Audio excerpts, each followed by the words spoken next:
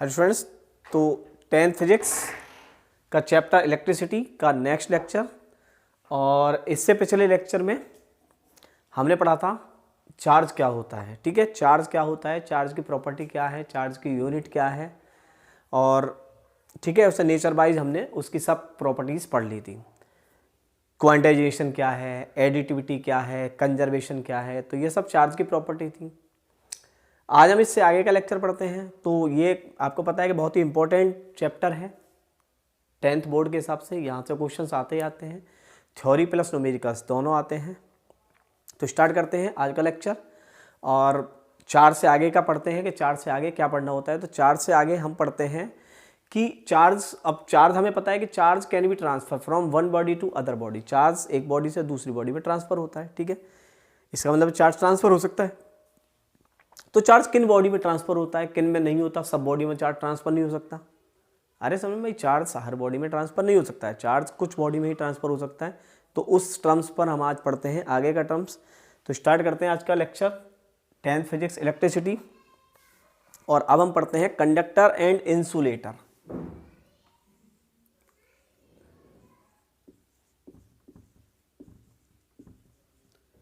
Conductors and insulators. ठीक है, conductors and insulators क्या होते हैं, कंडक्टर क्या होते हैं, इंसुलेटर्स। तो देखिए कंडक्टर्स की बात करें तो these are those substance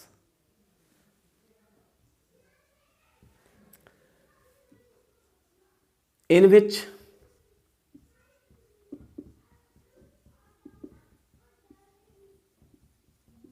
charge can be flow या चार्ज कैन बी ट्रांसफर, जिनमें चार्ज मूव कर सकता हो। तो these are those substance in which charge can be transfer या फ्लो आर कॉल्ड कंडक्टर। यानी ऐसे सब्सटेंस, ऐसे ऑब्जेक्ट जो चार्ज को फ्लो करा सके, उनको हम बोलते हैं कंडक्टर्स। ठीक है, कंडक्टर्स के अगर हम एग्जाम्पल की बात करें, ठीक है, एग्जाम्पल की बात करें तो इसमें ज़्यादा मेटल्स, जितनी भी मेटल्स हैं मोस्टली सब कंडक्टर हैं, good conductor of electricity. Iron, निकल और तुम्हारे आयरन, सिल्वर, कॉपर, गोल्ड, ये सब मेटल जितनी भी हैं सब आपके गुड कंडक्टर्स में आते हैं। Human body also a conductor, human body में भी करंट चार्ज आपको फ्लो हो जाता है। तो ठीक है, ह्यूमन बॉडी भी कंडक्टर में ही आती है। तो मेटल्स, अब अगर हम मेटल्स की बात करें तो मेटल्स में आपको पता है कि जो भी बॉडी है, जो कंडक्टर है, हम उनको कंडक्टर क्यों बोलते हैं, क्योंकि वो चार्ज को फ्लो करा पाते हैं। चार्ज को फ्लो क्यों करा पाते हैं, क्योंकि कोई तो रीजन होता होगा उनके पास। भाई इनके पास नहीं होता, इंसुलेटर के पास, उनके पास होता है कि इनके पास नंबर ऑफ फ्री इलेक्ट्रॉन्स होते हैं। ठीक है, क्या होता है कंडक्टर के पास, number of free electrons, numbers of free electrons होते हैं। इनके पास नंबर ऑफ फ्री इलेक्ट्रॉन्स होते हैं। तो ये फ्री इलेक्ट्रॉन्स क्या करते हैं, चार्ज को फ्लो करा देते हैं। ठीक है, तो नंबर ऑफ फ्री इलेक्ट्रॉन्स होने के कारण जो मेटल्स हैं वो क्या हैं, वो गुड कंडक्टर ऑफ इलेक्ट्रिसिटी हैं। फिर इंसुलेटर क्या होता है, इंसुलेटर में ये प्रॉब्लम होती है कि उनके पास फ्री इलेक्ट्रॉन्स नहीं होते। भाई इंसुलेटर के पास फ्री इलेक्ट्रॉन्स नहीं होंगे, अगर फ्री इलेक्ट्रॉन्स नहीं है तो वो चार्ज को फ्लो नहीं करा सकते हैं। तो इसीलिए हम उन्हें क्या बोल देते हैं, इंसुलेटर्स। तो इंसुलेटर की बात करें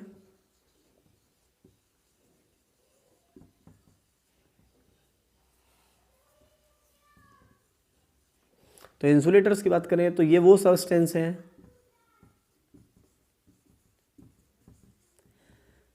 इन विच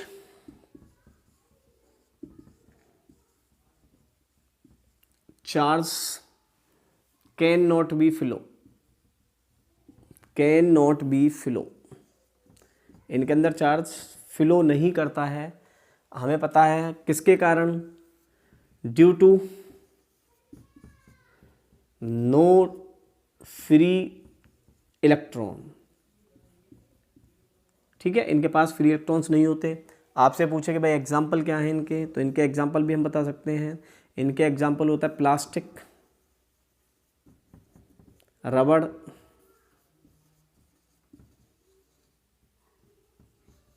ड्राईवुड, पेपर,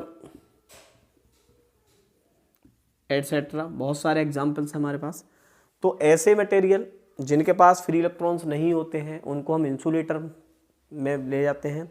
जिनके पास नंबर ऑफ फ्री इलेक्ट्रॉन्स होते हैं उनको हम कंडक्टर में रखते हैं, क्योंकि चार्ज को फ्लो कराने का काम कौन करता है? इलेक्ट्रॉन्स। और जो ज़्यादा फ्री इलेक्ट्रॉन्स हैं वही चार्ज को ज़्यादा फ्लो कराते हैं और वही कहलाते हैं गुड कंडक्टर ऑफ इलेक्ट्रिसिटी। ठीक है, जिनके पास नहीं होते हैं हम उनको इंसुलेटर वाली कैटेगरी में रखते हैं। तो क्लियर को समझ में आया क्या होते हैं कंडक्टर, क्या होते हैं इंसुलेटर, क्यों होते हैं, ये भी हमने बता दिया आपको क्यों होते हैं। क्योंकि ये चार्ज को फ्लो कराते हैं। फ्लो कराने का कारण क्या है कि इनके पास नंबर ऑफ फ्री इलेक्ट्रॉन्स होते हैं। ये इनके पास नंबर ऑफ फ्री इलेक्ट्रॉन्स नहीं होते, इसलिए चार्ज को फ्लो नहीं कराते। फ्लो नहीं कराने की वजह से इनका नाम इंसुलेटर पड़ा। ठीक है, तो एग्जाम्पल हो गया। अच्छा, और देखिए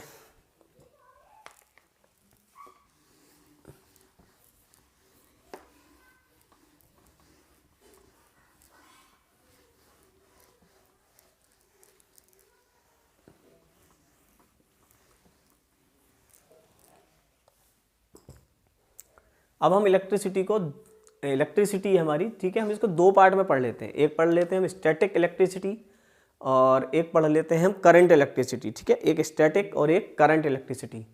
तो हम इसको दो पार्ट में पढ़ते हैं। एक पढ़ते हैं स्टैटिक इलेक्ट्रिसिटी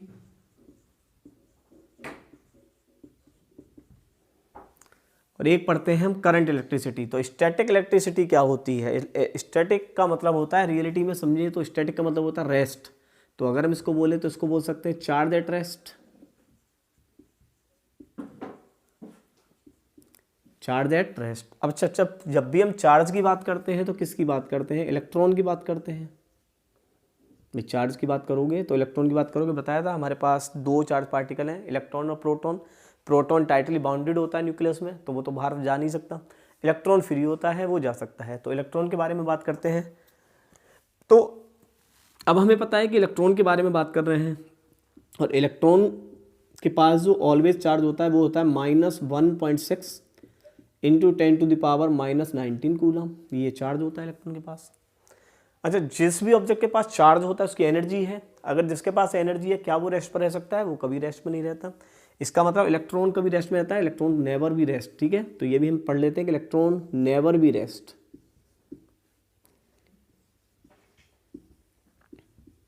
इलेक्ट्रॉन नेवर भी रेस्ट, भाई इलेक्ट्रॉन रेस्ट में नहीं रहता, इलेक्ट्रॉन ऑलवेज घूमता रहता है। ठीक है, फिर हम कैसे पढ़ते हैं कि चार्ज एट रेस्ट क्या है? मतलब इलेक्ट्रॉन को रेस्ट में मान के क्या पढ़ते हैं? सिंपल सा मतलब होता है कि हम ऐसे पढ़ते हैं कि चार्ज फ्लो नहीं होता। ठीक है, मतलब चार्ज को हम बोले तो कंटिन्यूस फ्लो नहीं हो सकता है। ठीक है, तो ऐसे एग्जाम्पल ले लेते हैं हम, जैसे इसमें कि जब हम ग्लास रॉड को, ठीक है, ग्लास रॉड को वूलन क्लोथ से रब करते हैं तो उनके ऊपर चार्ज ट्रांसफर होता है। तो ऐसा चार्ज क्या किसी काम का होता है? ऐसा का चार्ज किसी काम, मतलब अगर क्या वो इलेक्ट्रिसिटी में यूज हो सकता है? नहीं, वो छोटे मोटे इफेक्ट रखता है बस केवल। तो ऐसे चार्ज को हम स्टैटिक वाली कंडीशन में ले जाते हैं। तो प्लास्टिक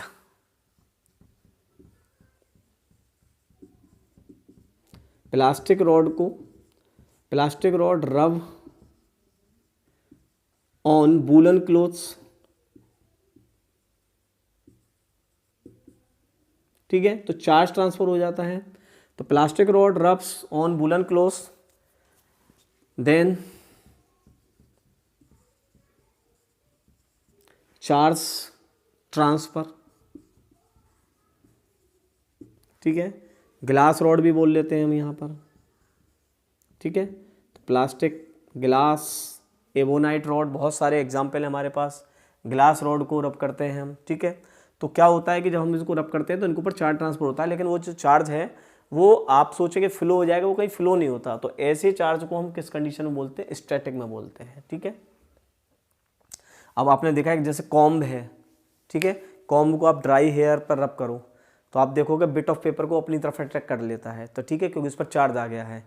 तो बस वो चार्ज वो इसी इफेक्ट के लिए है। बाकी हम सोचने लगे कि उससे इलेक्ट्रिसिटी यानी कोई बल्ब जल जाए या फैन चल जाए, ऐसा पॉसिबल नहीं है। तो ऐसे चार्ज को हम क्या बोलते हैं?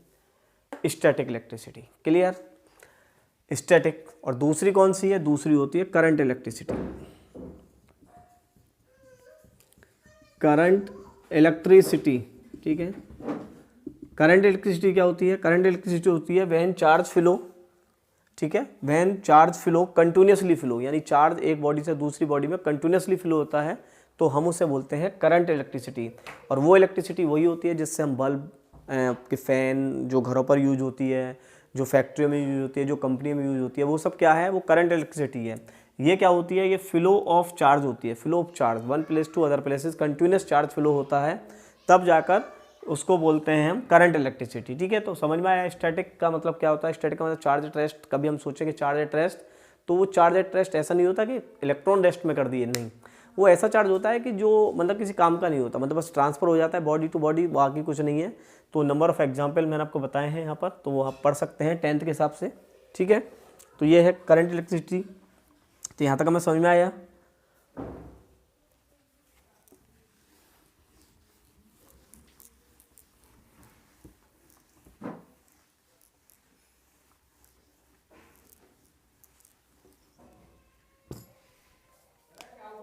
ठीक है, अब क्या होता है कि हमारे पास चार्ज होता है, एक चार्ज। ठीक है, तो जो भी चार्ज होता है, चार्ज हमारे पास दो टाइप का होता है, या तो प्लस क्यू या माइनस क्यू। अच्छा, जो भी चार्ज होता है, अब इसकी एक लिमिट होती है, एक एरिया होता है इसका, लिमिट एरिया। एरिया क्या होता है कि जैसे ये चार्ज प्लस माइनस है, तो इसको क्या करेगा? अट्रैक्ट करेगा। तो ये कितनी दूरी तक अट्रैक्ट कर सकता है? ऐसा थोड़ी नहीं कि इसे इन्फिनिटी तक अट्रैक्ट करेगा, नहीं, इन्फिनिटी पर चार्ज रख दे तो अट्रैक्ट नहीं कर पाएगा, तो इसकी एक लिमिट होगी। ठीक है, तो इसका मतलब जो एक चार्ज है, इसके पास एक अपना फील्ड होता है। ठीक है, जो भी कोई चार्ज होता है उसके पास एक अपना फील्ड होता है, ऐसे एक एरिया होता है। ठीक है, जिसके अंदर अगर ये चार्ज आ जाए तो ये क्या करेगा? इसकी तरफ अट्रैक्ट कर जाएगा। या फिर कोई प्लस क्यू चार्ज आ जाए तो ये क्या करेगा? ये यहाँ से रिपेल करना शुरू कर देगा। कहाँ तक रिपेल करेगा? जहाँ तक इसका ये एरिया आएगा। इस एरिया को क्या बोलते हैं? तो एरिया अराउंड ए चार्ज। ठीक है, इसको हम क्या बोलते हैं? Area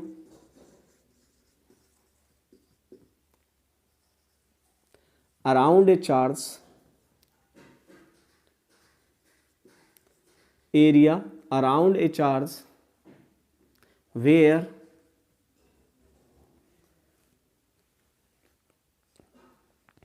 attraction or repulsion force, attraction or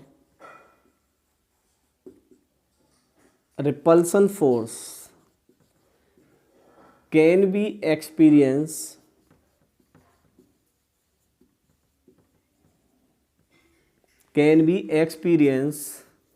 by any other charge। ठीक है भाई, area around a charge where attraction और repulsion can be feel by any, attraction repulsion force can be experience by any other charge is called